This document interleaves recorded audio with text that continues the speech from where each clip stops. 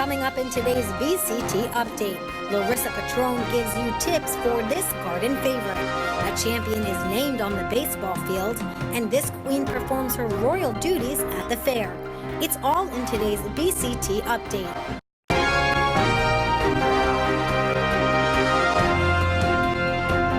Bringing you the latest news from Burlington County. This is the Burlington County Times Update. Hello everyone, I'm Marielle Carbone. It's Friday, July 17th. Evesham police are looking for a former window washer who allegedly stole $28,000 worth of jewelry from two homes. 44-year-old Philadelphia resident Brandon Sanabria worked for Paul's window cleaning service. While on the job, he allegedly stole from customers on Normandy and Riding Run roads. Sanabria is charged with 2 counts of theft and an arrest warrant has been issued. Anyone with information is asked to call Evesham police at 856-983-1116. Community members are rallying around a Southampton family that lost its home in a house fire last month. The Bauman family left their home after it lost power during a storm on June 23rd. 2 days later, neighbors saw flames coming from the home and called 911. The house collapsed before firefighters arrived and the cause hasn't been determined. Since then, neighbors, family, and friends have been raising money for the family and donating clothes.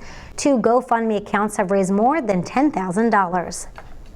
Dozens of students had a taste of the real world this week with lessons including engineering, public speaking, and debating. The Evesham School District held a gifted and talented summer enrichment program designed to give students a look at what different careers entail. Evesham School District's new Gifted and Talented Summer Enrichment Program received some high marks from students, parents, and officials at the Francis de Macy Middle School on Thursday. The 2-week program is designed to give 2nd through 8th grade gifted and talented students a glimpse of a variety of careers, learn a few things, and have some fun along the way. I think this program is really good because of the hands-on experience. 1, 2, 3! Woo! Very good! Because it shows kids like the real life experience and it helps them understand it better. The district's director of curriculum and instruction says the program offers students a chance to learn more and to kind of delve deeper into what they're doing in the classroom and explore really like 21st century life and careers. Because we have 2 strings. This worked really well. There it goes. There you go.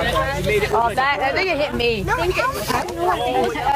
The superintendent said everybody seemed to be pleased with the new program. It was very well done. The kids seemed to be engaged. The teachers looked like they did a terrific job. The parents that were here looking at everything, they seemed to be happy with the program, and we did receive some positive feedback. Todd McHale reporting for the Burlington County Times.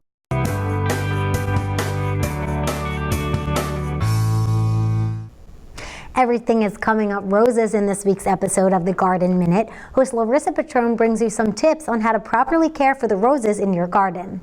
Hey there gardeners, today we're going over the care and maintenance of roses. First and foremost, to plant in the right light exposure. Roses require 6 hours of sunlight a day. So if you plant them in a shady area, they're going to stretch their arms out and look for the sunlight, and they're going to look all straggly and misshapen.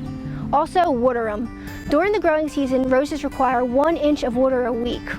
Now, because they're susceptible to fungal diseases such as powdery mildew and black spot, it's important that you don't get the foliage wet and that you water at the soil line.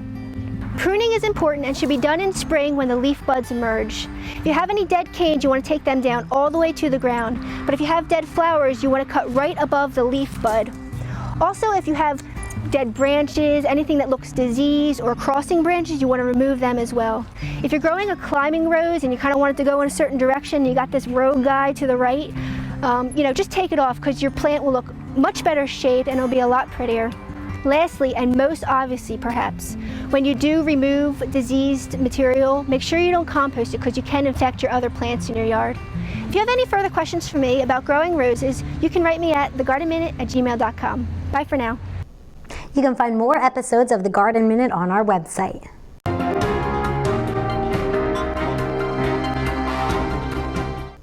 A champion has been named in the Cal Ripken 12-year-old 46-60 Southern New Jersey tournament.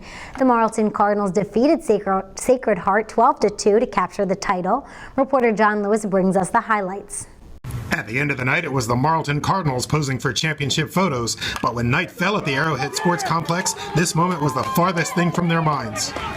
The Sacred Heart Angels forced the if game by winning the first of two in the final round of the double elimination Cal Ripken 12-year-old 46-60 state championship. An RBI double by winning pitcher Nick Chirico and a two-run single by Gavin Sarek highlighted a four-run fourth inning in the Angels' 5-2 victory. A single by Brett Bickett brought DeGenova across with the go-ahead run, and it was small compared to what Bickett did in the very next inning. Well, I mean, it's my job. I mean, the base is loaded. We needed to open up the game, so I was just looking for a good pitch. I got a good pitch, and I drove it to right field. Get out there! Get out there! Bickett's grand slam pushed Marlton's lead to 9-2. It grew to 12-2 as the Cardinals won their second straight state title. Both teams will advance to the Mid-Atlantic Regional Tournament in Waynesboro, Pennsylvania, but Marlton gets to go as a state champion. But I wanted to go as the champ with the confidence going down there, because this game's all about confidence. So I wanted to go out there as a champion rather than the runner-up, thinking that, hey, you know what, we could beat anybody that we face. For the Burlington County Times, this is John Lewis.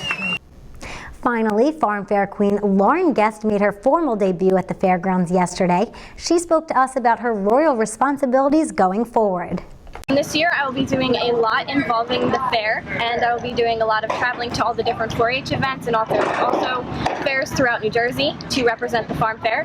Farm Fair is heavily based around 4-H as it is the largest youth organization in America, and it has a heavy sponsorship from Rutgers. So along with that, I will be making presences throughout different events, handing out ribbons at the pet show. This morning I was doing ribbons for the children for Children's Day, and I'll also be in the tractor parade today. So there's definitely a lot of fun to be had this year, and I'm definitely looking forward to it. You can find these stories and more at burlingtoncountytimes.com, and you can follow me on Twitter for your latest local news. I'm Ariel Carbone. Thanks for watching and have a good weekend.